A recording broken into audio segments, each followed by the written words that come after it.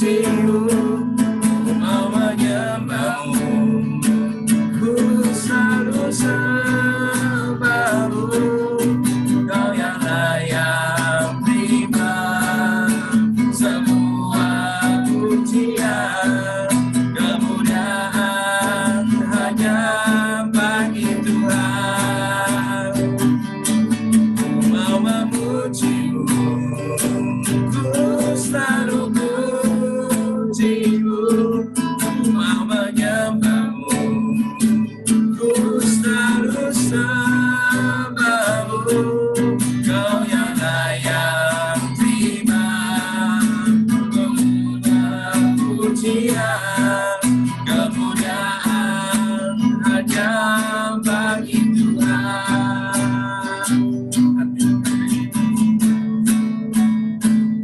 Yesus, Yesus, kau sungguh baik.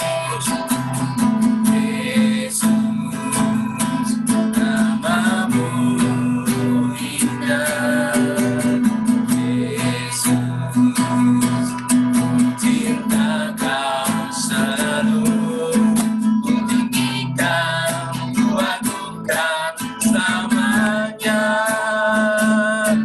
Ku mau memujimu, ku selalu pujimu, ku mau menyembahmu, ku selalu sembahmu, kau yang layak terima semua pujian, kemuliaan hanya bagi Tuhan. Ku mau memujimu, ku selalu pujimu, ku mau menyembahmu, ku selalu sembahmu, kau yang layak terima semua pujian, kemuliaan hanya bagi Tuhan.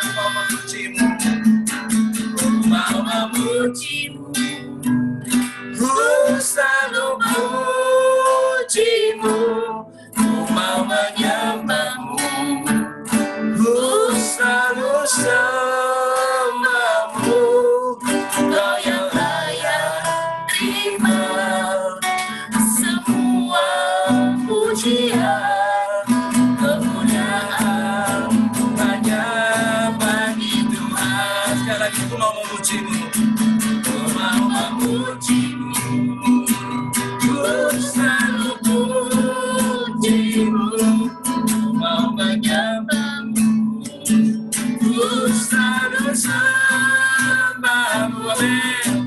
Kau yang layak terima semua pujian, kemuliaan hanya bagi Tuhan.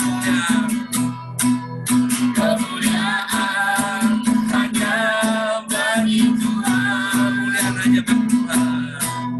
Kemuliaan hanya bagi Tuhan. Mari sembah Tuhan.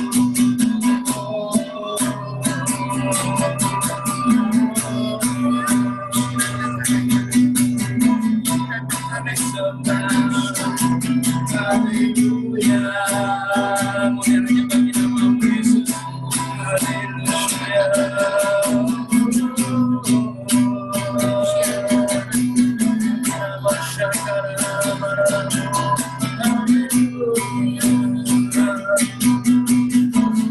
Hanya Kau saja Tuhan yang layak kami lakukan. Hanya Kau saja Tuhan yang layak kami muliakan. Terima kasih Yesus.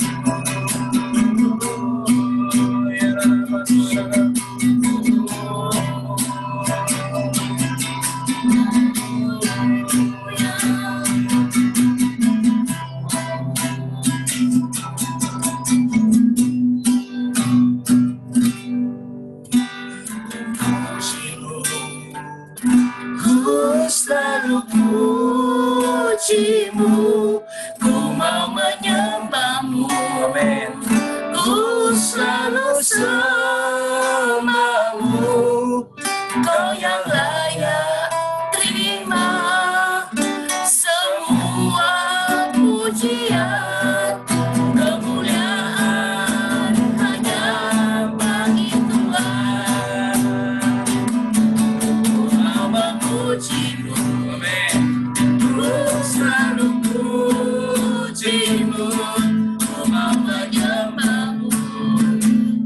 selalu sembahmu, Kau yang layak terima semua pujian, kemuliaan hanya bagi Tuhan. Ku mau memuji-Mu, amin. Ku selalu puji-Mu, ku mau menyembah-Mu, ku selalu sembah-Mu, Kau yang layak terima semua pujian, kemuliaan hanya bagi Tuhan. Biar hanya bagi Tuhan. Kemuliaan hanya bagi Tuhan. Kemuliaan hanya bagi Tuhan.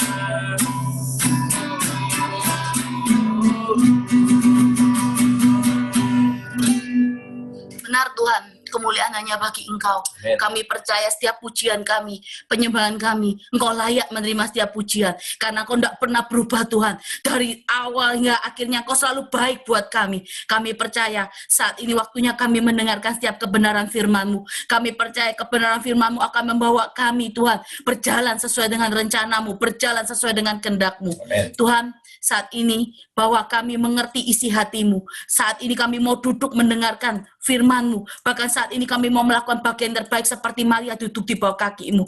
Tutup bungkus ibadah kami dengan kuasa darah-Mu. Urapi hamba-Mu yang serba terbatas ini. Sembunyikan hamba-Mu di balik salib-Mu Tuhan. Setiap apapun jadi perkataan-Mu, setiap apapun yang sudah Kau firmankan buat mereka. Hari ini saat ini hamba-Mu tidak menambah bahkan tidak mengurangi. Bahkan apapun yang ingin Kau sampaikan semua tepat pada apa yang ingin Kau beritahukan buat mereka. Supaya mereka boleh mengerti isi hati-Mu Tuhan. Terima kasih Tuhan Yesus. Dan kami percaya saat ini Kau juga hadir di tengah-tengah kami semua. Terima kasih Tuhan Yesus. Haleluya. Amin. Terima kasih. Shalom untuk semuanya yang sudah hari ini hadir. Ayo, saya bersyukur sekali hari ini kita boleh sama-sama beribadah di ibadah Zoom minggu ketiga ya. Ya, kurang 1 minggu lagi kita sudah tutup bulan untuk di bulan 10. Terima kasih. Bulan 9 ya kita tutup, terus kita melangkah di bulan 10, bulan Oktober. Terima kasih untuk semua yang sudah hadir. Ayo kita sama-sama sekarang belajar firman. Kita langsung buka ya firman hari ini yang Tuhan ingin sampaikan di Yohanes 21. Yohanes 21 ayat 15 sampai 19. Ya. Saya akan mulai bacakan di Yohanes 21 ayat 15 sampai 19. Ya, gembalakanlah domba-dombaku. Sesudah sarapan, Yesus berkata kepada Simon Petrus, Simon, anak Yohanes, apakah engkau mengasihi aku lebih dari mereka ini? Jawab Petrus kepadanya, benar Tuhan, engkau tahu, aku mengasihi engkau. Kata Yesus kepadanya, gembalakanlah domba-dombaku. 16, kata Yesus pula kepadanya untuk kedua kalinya, Simon, anak Yohanes, apakah engkau mengasihi aku? Jawab Petrus kepadanya, benar Tuhan, engkau tahu, aku mengasihi engkau. Kata Yesus kepadanya, gembalakan domba-dombaku. Kata Yesus kepadanya untuk ketiga kalinya, Simon, anak Yohanes, apakah engkau mengasihi aku? Maka sedihlah hati Petrus, karena Yesus berkata untuk ketiga kalinya, apakah engkau mengasihi aku? Dan ia berkata kepadanya, Tuhan, engkau tahu segala sesuatunya. Engkau tahu bahwa aku mengasihi engkau. Kata Yesus kepadanya, gembalakan domba-dombaku. Aku berkata kepadamu, sesungguhnya ketika engkau masih muda, engkau mengikat pinggangmu sendiri, dan engkau akan berjalan kemana saja yang kau kendaki. Tetapi, jika engkau sudah menjadi tua, engkau akan mengulur tanganmu, dan orang lain akan mengikat engkau, dan membawa engkau ke tempat yang tidak kau kehendaki. Dan hal ini dikatakannya untuk menyatakan bagaimana Petrus akan mati dan memuliakan Allah. Sesudah mengatakan demikian, ia berkata kepada Petrus, ikutlah aku. Ya. Firman hari ini cukup jelas. Ini Yesus menampakkan diri kepada Petrus untuk Yesus menampakkan diri pada Petrus dan dia bertanya sampai 3 kali, apakah engkau mengasihi aku? Ya. Kadang-kadang kita kan juga sama. Sampai Tuhan juga bertanya, apakah kita ini mengasihi Tuhan hari-hari ini? Kenapa kok sampai Tuhan bertanya 3 kali sama Petrus? Karena Petrus ini seorang murid, seorang rasul yang mempunyai karakter yang berbeda dari yang lain. Seorang murid yang juga murid yang disayangi Tuhan. Ya. Gembalakan domba-dombaku, kalau kita sudah mendengar firman ini mungkin di gereja atau dimanapun, kita pasti merasa hari ini firman saya pasti berbicara tentang pelayanan. Ini yang Tuhan perintahkan buat kita. Tapi hari ini, firman yang Tuhan mau bawa buat kita semua, bukan tentang pelayanan, tapi tentang mengetahui apa mengetahui isi hati Tuhan yang lebih dalam lagi. Jadi saya minta untuk kita semua lebih fokus, lebih tahu apa yang Tuhan inginkan dalam kehidupan sehari-hari, kehidupan kita ya. Kita akan langsung, saya akan bahas dulu siapa Petrus. Kita akan mulai kupas dulu. Kenapa kok sampai Petrus ini 3 kali Tuhan katakan itu, perkataan itu harus timbul 3 kali untuk Petrus. Ya. Petrus ini kan salah seorang rasul dari 12 rasul Kristus. Dia juga dikenal sebagai seorang yang luar biasa, punya kemampuan atau keahlian dalam memimpin. Jadi seorang rasul yang cukup, Petrus ini seorang rasul yang cukup vokal di antara teman-temannya hari ini. Seorang rasul yang luar biasa.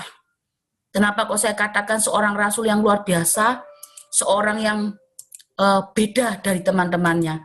Karena Petrus atau yang disebut Kefas atau batu karang ini, kalau kita mau lihat dari perjanjian baru, 3 peristiwa yang menyolok. 3 peristiwa yang benar-benar menyolok saat Petrus mengikuti Tuhan ini jadi sesuatu peristiwa yang selalu kita ingat. Ya. Pertama, Petrus ini dialah yang pertama kali memberikan pengakuan iman akan Yesus sebagai Kristus. Ayo kita lihat, mungkin saya akan bacakan sedikit ayatnya di Matius 16, ayat 16. Ya, kita kupas dulu siapa Petrus ini, supaya kita tahu kemana Tuhan mau bawa kita, supaya kita tahu apa yang Tuhan mau kerjakan buat kita, apa yang Tuhan inginkan kita lakukan dalam kehidupan kita. Matius 16, ayat 16. Maka jawab Simon Petrus, engkau adalah Mesias, anak Allah yang hidup. Ini peristiwa pertama. Murid yang pertama kali mengaku iman siapakah Tuhan itu. Karena di ayat 13, itu kalau kita lihat, kalau kita baca setelah Yesus tiba di daerah Kaisarea Filipi, dia bertanya kepada murid-muridnya, kata orang, siapakah anak manusia itu? Jawab mereka, ada yang mengatakan Yohanes Pembaptis, ada juga yang mengatakan Elia, ada yang juga mengatakan Yeremia atau salah satu dari para nabi. Lalu Yesus bertanya kepada mereka, apa katamu? Siapakah aku ini? Simon yang jawab, Simon Petrus. Dia berkata, engkau adalah Mesias, anak Allah yang hidup. Pengakuan iman Petrus saat dia mengikut Yesus, ini adalah pengakuan yang cukup menyolok. Karena dari semua rasul dia yang mengatakan. Peristiwa kedua, saat dia mau mendirikan 3 kemah di atas gunung. Kalau kita tahu ya, 3 kemah di atas gunung ini, kita bisa buka di Matius 17 ayat 4. Kata Petrus kepada Yesus, Tuhan, betapa bahagianya kami berada di tempat ini. Jika engkau mau, biarlah kudirikan di sini 3 kemah, 1 untuk engkau, 1 untuk Musa, 1 untuk Elia. Dia punya keyakinan bahwa Tuhan ini Mesias. Dia punya keyakinan Tuhan ini juru selamat yang Tuhan sudah janjikan buat bangsa Israel waktu itu. Keselamatan yang Tuhan janjikan, Bapak sudah janjikan.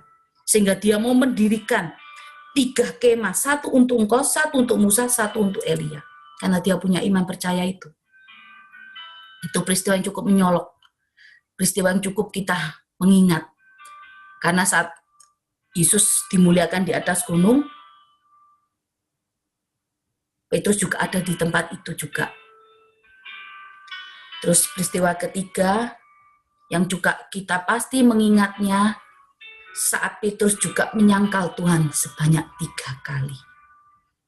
Rasul yang menyangkal Tuhan, murid Tuhan Yesus yang menyangkal Tuhan sebanyak 3 kali, murid yang lain tidak. Hanya Petrus yang menyangkal Tuhan 3 kali. Kenapa kok Tuhan tetap mau Petrus ini tetap mengembalakan domba-dombanya? Padahal dia tahu Petrus ini menyangkal Tuhan Yesus sebanyak 3 kali. Tapi Tuhan tetap memberikan kesempatan itu untuk Petrus. Karena kita tahu, saudara-saudara, Tuhan itu Tuhan yang luar biasa. Tuhan itu Tuhan yang maha tahu. Dia tahu kedalaman hati Petrus. Dia tahu pertobatan Petrus. Saat Petrus menyangkal, Petrus melakukan pertobatan. Berbalik, tidak berbalik hanya menyesali, tapi berbalik melakukan pertobatan. Karena kita tahu semua, gereja mula-mula, bapak pendiri gereja mula-mula itu adalah Petrus. Ya, Tuhan tahu, Tuhan mengerti. Apakah Petrus ini mengalami pertobatan sungguh-sungguh atau hanya perkataan dia saja menyesal? Tuhan melihat itu semuanya. Ya, sekarang saya akan langsung buka siapakah Petrus, karakter Petrus ini dulu. Karakter Petrus ini karakter yang menjadi seorang pemimpin. Dia memang seorang pemimpin yang mempunyai kemampuan atau keahlian dalam memimpin. Kenapa kok punya keahlian, punya dalam memimpin? Kita melihat loh, Petrus ini cukup vokal. Di dalam perjanjian baru itu setiap cerita dia, setiap apa yang Yesus lakukan, dia ini adalah murid yang vokal sekali. Dia mempunyai sifat seorang pemimpin, keahlian dalam memimpin. Tuhan tidak pernah salah untuk memilih orang. Karena melalui dia, gereja mula-mula itu berdiri. Melalui Petrus ini. Ya. Karakter kedua yang akan saya bahas, Petrus ini suka menuruti kata hatinya. Misalnya contoh, Petrus ini suka menuruti kata hatinya. Contohnya, Petrus ini suka menyuruh Tuhan Yesus melakukan keinginan hatinya. Selain dia juga menuruti apa yang menjadi keinginannya, dia suka memaksakan Tuhan Yesus untuk melakukan apa yang menjadi keinginannya.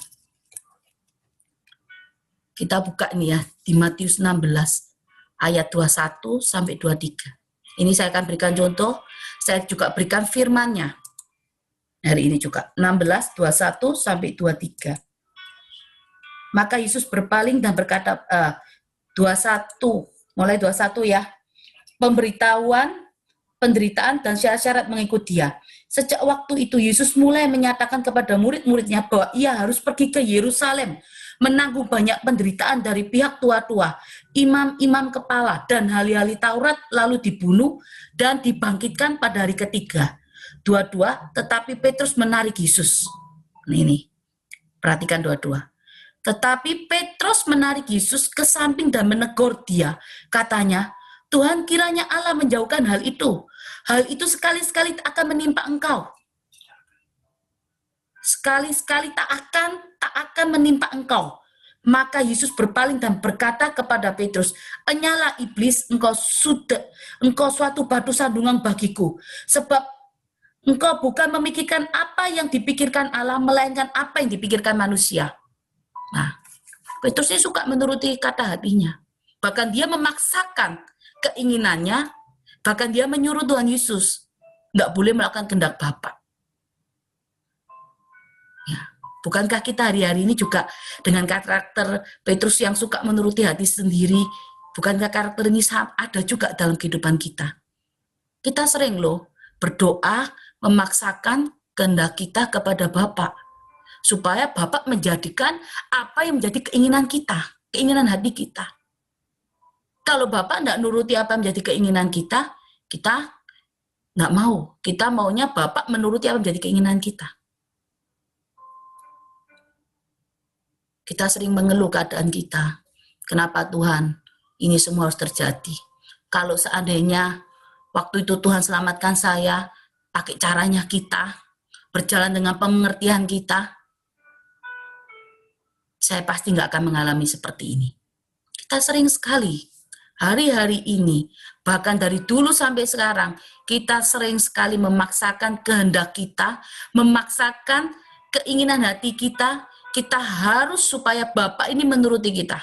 Setiap hari kita berdoa, setiap hari kita ini berdoa setiap doa kita ini hanya isinya mengeluh, Tuhan kenapa keadaanku seperti ini? Kita mengeluh, kita memaksakan Bapak mengerjakan mujizat sesuai dengan kehendak kita. Kadang kita nggak berpikir, apa yang menjadi kehendak Bapak itu adalah hal yang baik, yang terbaik yang Tuhan berikan. Kalau kita melakukan apa yang menjadi kehendak kita, kalau ada sesuatu di depan, kita pasti tidak akan bisa menanggung akibat dari setiap perbuatan kita. Kenapa setiap kalau kita ini anak Tuhan, saat kita melakukan kehendak kita, tiba-tiba di tengah jalan, Tuhan sudah memberikan rem buat kita. Kita berhenti. Karena Tuhan sayang, supaya kita di depan tidak terjatuh. Kita suka menuruti kata hati, bahkan kita memaksakan Bapak melakukan kehendak kita, dengan cara kita berdoa, dengan cara kita, pokoknya Bapak harus melakukan apa yang menjadi kehendak kita. Coba, ayo kita masing-masing mulai mengoreksi, bagaimana cara kita berdoa terhadap Bapak. Apakah kita sudah banyak mengucap syukur, atau hanya kita komplain atas sesuatu yang kita alami hari-hari ini. Ya. Poin kedua, karakter yang ketiga, yaitu Petrus ini orang yang mudah bimbang, cepat bertindak tanpa berpikir panjang, dan mudah berubah pendirian. Kalau kita mau lihat bagaimana saat dia mudah bimbang, cepat bertindak, tanpa berpikir panjang, dan mudah berubah pendirian, kita lihat di Matius 14 ayat 26 sampai 32. Jadi karakter Petrus ini saya akan langsung saya akan tunjukkan, tapi dengan juga ada dengan firman-Nya. Ya, di Matius 14 ayat 26 sampai 32. Ya, 26, 14, 26 sampai 32. Ketika murid-muridnya melihat ia berjalan di atas air, mereka terkejut dan berseru, "Itu hantu!" lalu berteriak-teriak karena takut. Tapi segera Yesus berkata pada mereka, "Tenang, aku ini, jangan takut." Lalu Petrus berseru, "Tuhan, apabila Engkau, suruhlah aku datang kepadamu berjalan di atas air." Padahal dia yang minta loh. Dia minta sama Tuhan, kalau kamu memang Tuhan, biarkan aku ini berjalan di atas air. Petrus sendiri yang meminta. Lalu kata Yesus, "Datanglah." Maka Petrus turun dari perahu dan berjalan di atas air mendapatkan Yesus. Tetapi ketika dirasakan tiupan angin, takutlah ia dan mulai tenggelam lalu berteriak, "Tuhan, tolonglah aku." Segera Yesus mengulurkan tangannya dan memegang dia dan berkata, "Hai orang-orang yang kurang percaya, mengapa kau bimbang?" Petrus sendiri meminta, "Kalau kau Tuhan, biarkan aku berjalan di atas air."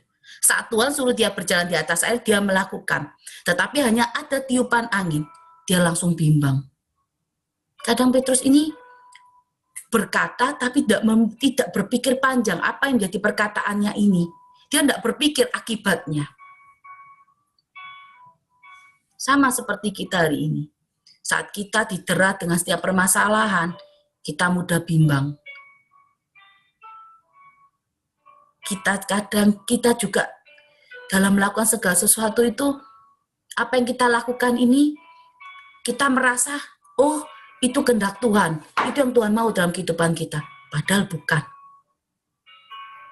Kita seringkali cepat bertindak. Cepat sekali bertindak. Kita tidak memikirkan akibatnya di depan. Kita nggak tahu apa yang kita lakukan ini benar atau salah. Karena kita harus tahu, setiap kehidupan kita, di tiap hari dalam tiap kehidupan kita, kita harus mengambil keputusan dalam setiap hari. Dan setiap keputusan yang kita ambil pasti ada akibat atau resiko. Ayo, janganlah kita ini cepat bertindak seperti Petrus, terus tanpa berpikir panjang. Mulai hari ini, kita harus bertindak, kita harus melakukan segala sesuatunya sesuai dengan nilai kebenaran yang Tuhan sudah berikan buat kita. Apa? Tanpa itu semua, kita nggak bisa berjalan dengan rencana Tuhan. Kalau kita memang mau percaya sekali dengan Tuhan, ya kita percaya. Karena Petrus ini seorang yang juga mudah berubah dalam pendiriannya. Kenapa kok saya katakan mudah berubah dalam pendiriannya? Pada saat Yesus, waktu sebelum dia menyangkal Tuhan Yesus 3 kali, dia bilang apa sama Tuhan? Kalau kita tahu, dia mau ikut pada saat penderitaan itu, dia waktu menyangkal Tuhan Yesus, dia katakan apa? Bentar, saya buka ayatnya di Matius.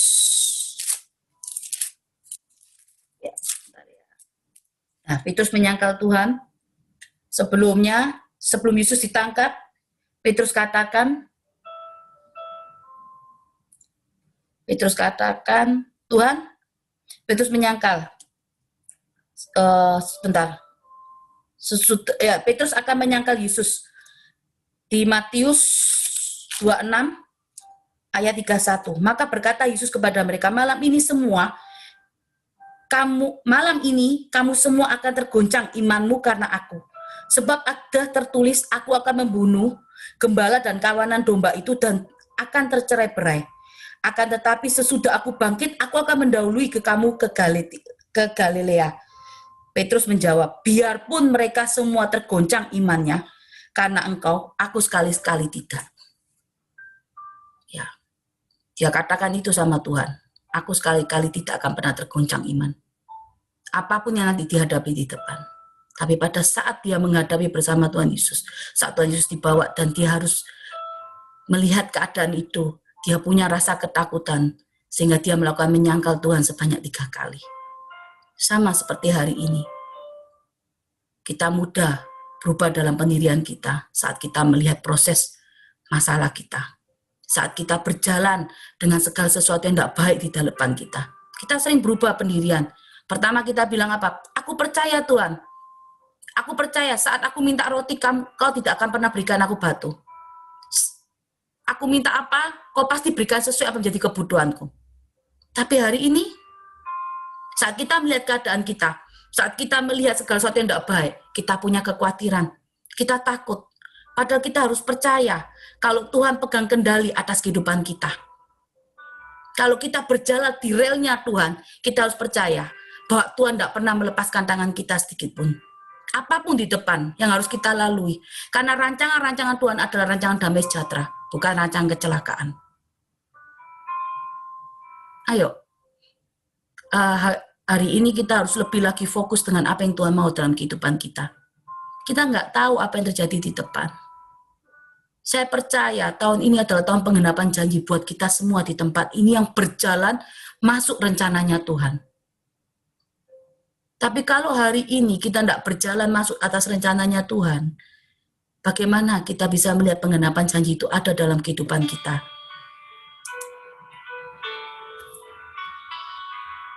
Ya. Karakter keempat, Petrus ini orang yang suka bertindak ekstrim dan emosional. Contohnya, kita langsung buka di Matius 16 ayat 15 sampai 16. Matius 16 ayat 15 sampai 16. Matius 16 ya, Matius 16. Bukan. Ya. Suka bertindak ekstrim dan emosional saat dia melakukan apa? Saat dia memotong telinga dari serdadu yang mau menangkap Tuhan Yesus. Dia berbuat ekstrim dan dia emosional. Dia tidak tahu perbuatannya itu mengakibatkan sesuatu yang tidak baik. Padahal yang terjadi di dalam kehidupan, yang terjadi dalam prosesnya Tuhan Yesus ini harus terjadi. Kadang kita merasa apa yang terjadi dalam kehidupan kita itu tidak baik. Kita bertindak emosional, kita bertindak ekstrim. Padahal semua itu yang terjadi Tuhan kerjakan supaya kita mempunyai karakter yang baik. Di saat kita punya kelemahan, di saat kita tidak bisa berbuat apa-apa, disitulah saatnya mujizat Tuhan dinyatakan. Ada suatu peristiwa yang tidak menyedihkan buat kita semua. Mungkin peristiwa yang kita alami hari-hari ini, atau peristiwa yang kita alami hari ini, yang kita tidak pernah keluar lebih dari pemenang untuk keuangan kita, untuk keluarga kita. Tapi kita harus tahu caranya hari ini. Bagaimana kita keluar lebih dari pemenang hari ini. Setiap proses yang terjadi atas kehidupan kita, kita harus menikmati, saudara-saudara. Kita nggak bisa nggak menikmati. Kita nggak bisa mengeluh. Kita nggak bisa mengandalkan manusia. Hari ini manusia baik sama kita, besok bisa menghujat kita. Kita harus mengandalkan. Saat ini adalah Tuhan yang kita sembah, Tuhan Yesus. Tanpa Tuhan, kita nggak bisa berjalan.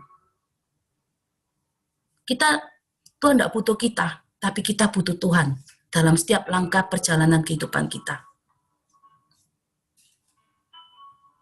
Hari ini firman yang Tuhan berikan buat saya ini, firman yang harus cukup mendalam. Firman yang harus saya mengerti apa yang Tuhan mau katakan buat saudara-saudara di tempat ini, juga untuk saya. Ya, 4 poin itu yang saya bahas, karakter dari Petrus. Karakter Petrus dari 4 poin itu semua ada dalam kehidupan kita masing-masing. Ayo, kita harus menjadi seorang yang luar biasa. Orang yang mengerti isi hati Tuhan. Mengerti kehendak Tuhan. Kenapa kok Tuhan katakan 3 kali gembalakan dombaku? Ini yang Tuhan ingin sampaikan buat kita. Ini poin yang hari ini saya bagikan. Judul yang saya bagikan juga hari ini, mengerti kehendak Tuhan.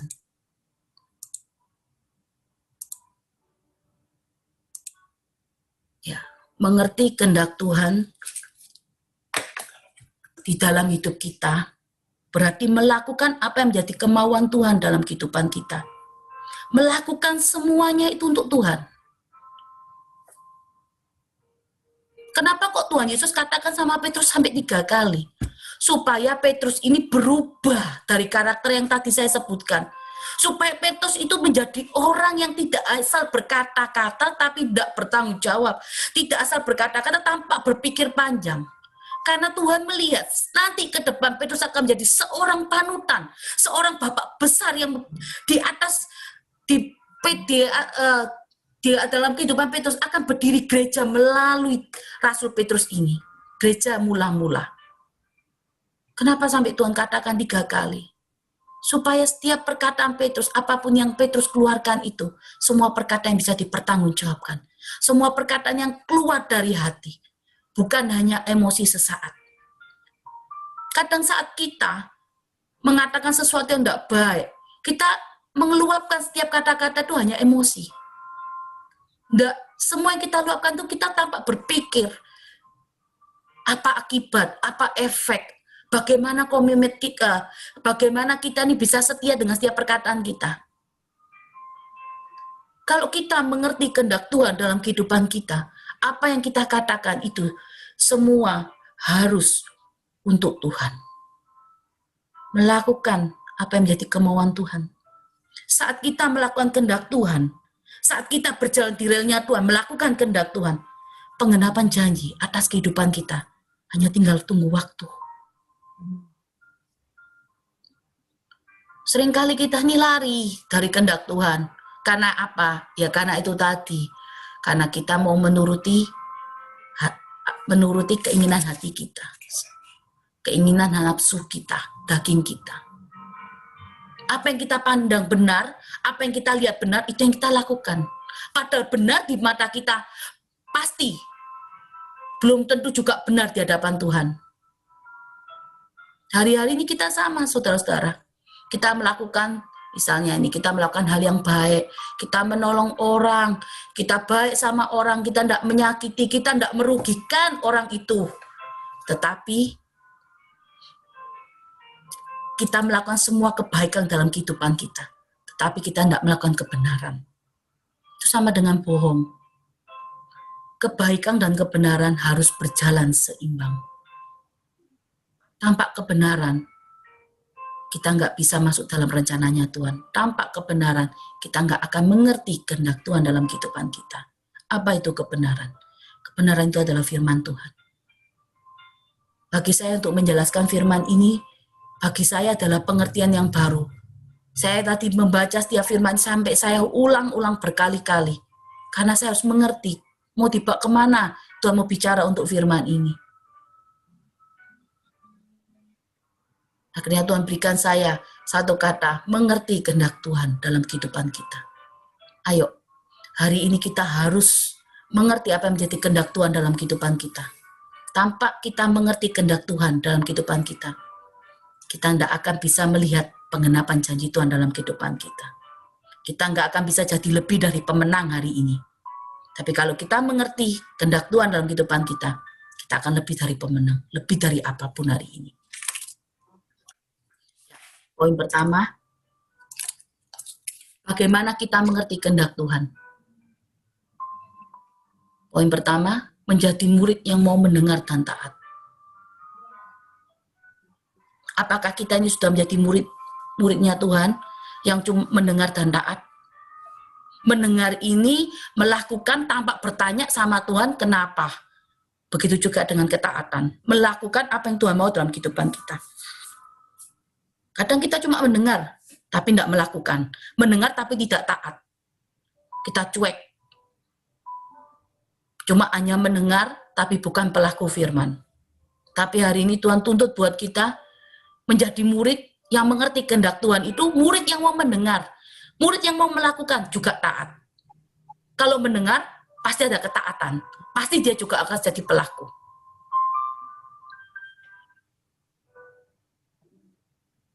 Sama seperti hari ini. Kita sama juga, seperti hari ini kita juga sama mengiring Tuhan Yesus.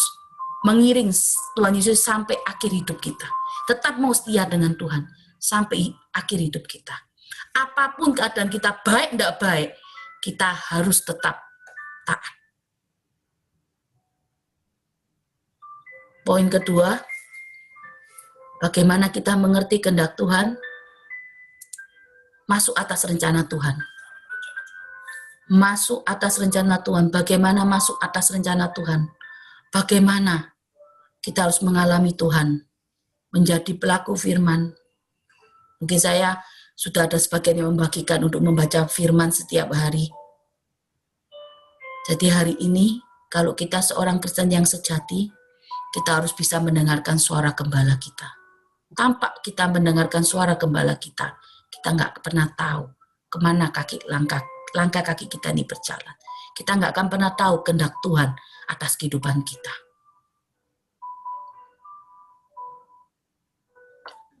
Ayo, kita harus sama-sama bisa mendengar suara gembala kita. Jangan jadi seorang Kristen yang baca firman hanya rutinitas, tapi tidak mengalami Tuhan bicara terhadap kita. Karena kita setiap hari harus ada komunikasi dengan Tuhan. Komunikasi dengan Tuhan itu setiap hari itu berbicara apa? Tuhan memberikan instruksi, Tuhan memberikan perintahnya, apa yang setiap hari harus kita lakukan buat mereka. Memberikan perintah apa yang harus setiap hari yang kita lakukan supaya kita masuk atas rencana Tuhan. Kalau hari ini saudara belum lebih dari pemenang, kalau hari ini saudara masih di dalam pergumulan keuangan, atau pergumulan keluarga, atau suami, berarti saudara belum masuk. Belum masuk dalam kehendak Tuhan, maksudnya ini, harus masuk dalam kehendak Tuhan.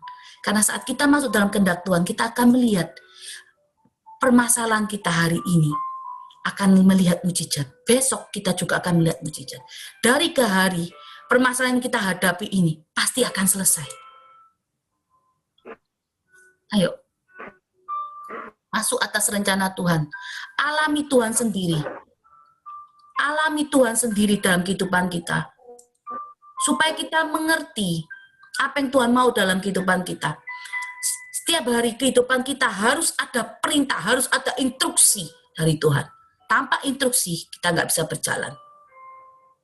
Sama seperti bangsa Israel.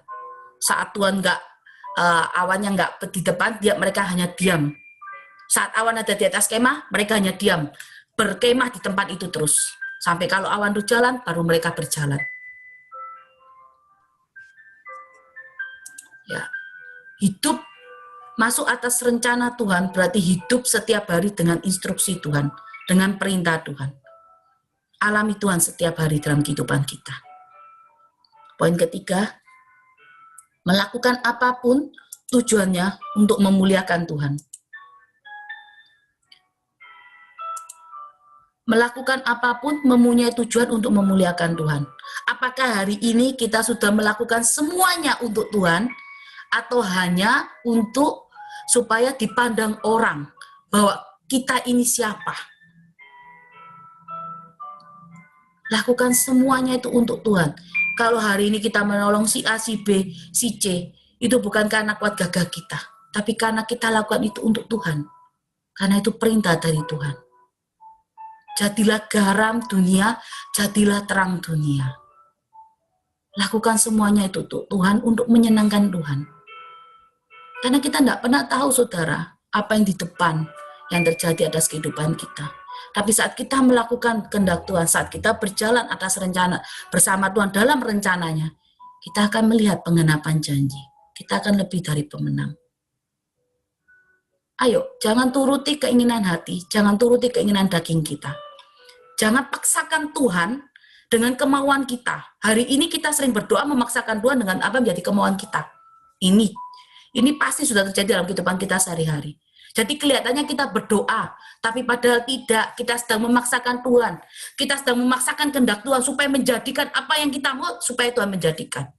Tuhan tidak bisa dipaksa. Kenapa kok Tuhan tidak bisa dipaksa?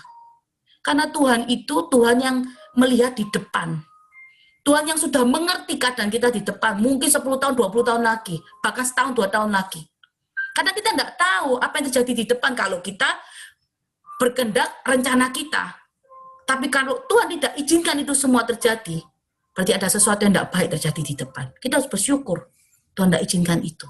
Berarti Tuhan sayang sama kita, supaya kita tidak binasa. Ayo. Tahun ini tahun penggenapan janji Tuhan, saya sudah katakan visi misi dari PD Faithful, percepatan. Tahun percepatan, apa yang kita tidak tabur, kita akan tuai. Tapi masuklah atas rencana Tuhan, masuk untuk menjadi penggenapan janji Tuhan itu kita juga harus mengerti kehendak Tuhan. Supaya apa? Supaya kita masuk di dalam tahun penuaian ini, tahun percepatan ini. Saya percaya setiap orang di tempat ini, saudara-saudara seiman, yang walaupun hari ini tidak pernah ketemu sama saya secara fisik, kita ini semua saudara seiman. Kita dari Sabang sampai Merauke, bahkan ada dari luar negeri. Saya berdoa buat saudara sekalian, supaya bisa menikmati janji Tuhan, bahkan berkemenangan. Ayo, supaya kita belajar mengerti kehendak Tuhan hari-hari ini. Jangan hidup banyak komplain terus. Hidup hanya cuma ya mengeluh terus. Kalau kita mengeluh sama Tuhan ya saudara-saudara, kita sama juga dengan memarahi Tuhan loh. Tuhan kamu, misalnya kita mengeluh, Tuhan kenapa saya mengalami ini? Kenapa kehidupan saya nggak enak? Berarti kita ini mengeluh sama Tuhan, seolah-olah perkataan kita seperti ini. Tuhan kamu ini Tuhan yang nggak becus, kamu Tuhan yang nggak pinter. Buat kehidupan saya enak. Kamu tidak bisa bikin apa-apa ya. Seolah kita ini memarahi Tuhan seperti memarahi kita, memarahi karyawan kita. Berarti kalau kita berdoa mengeluh, terus berarti kita ini juga punya karakter yang sombong dalam kehidupan kita. Kenapa kok sombong? Karena kita merasa kita lebih dari Tuhan. Kita mengeluh berarti kita memarahi Tuhan.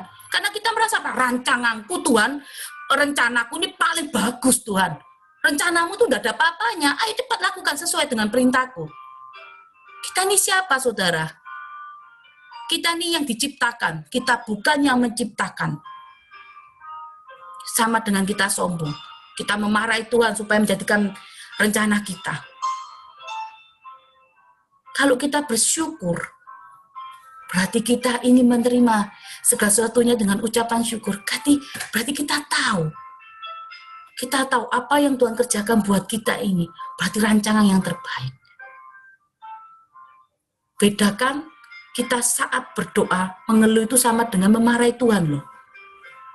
Tapi kalau kita bersyukur, kita menyanjung Dia, kita tahu Dia Bapa yang tidak pernah mengingkari janjinya. Dia Bapa yang setia di dalam setiap kehidupan kita, di setiap kehidupan musim kita. Baik kehidupan kita baik atau tidak, Dia tetap setia. Ayo, kita sama-sama mengerti kehendak Bapa. Saya percaya firman yang sudah saya sampaikan hari ini boleh tertanam dalam loh hati kita masing-masing. Saat kita berjalan bersama Tuhan, kita juga harus mengerti apa yang menjadi kehendak Tuhan dalam kehidupan kita. Ayo kita sama-sama berdoa. Tuhan, terima kasih untuk setiap firman-Mu. Kami percaya saat kami mengerti apa yang menjadi kehendak-Mu dalam kehidupan kami. Kami percaya Tuhan, Engkau tidak pernah Tuhan meninggalkan kami. Dan kami percaya kami akan berjalan melintasi segala setiap permasalahan kami, bahkan terbang seperti Raja Wali, bahkan kami lebih dari pemenang hari ini. Tuhan, terima kasih untuk setiap firman-Mu. Biar firman-Mu boleh menjadi kekuatan buat kami, dan firman-Mu tidak pernah Tuhan kembali dengan sia-sia. Dan kami serahkan semuanya di dalam kuat tangan gagah-Mu Tuhan. Kami percaya kami saat ini mau belajar mengerti kehendak-Mu dalam kehidupan kami. Terima kasih Tuhan Yesus. Haleluya. Amin.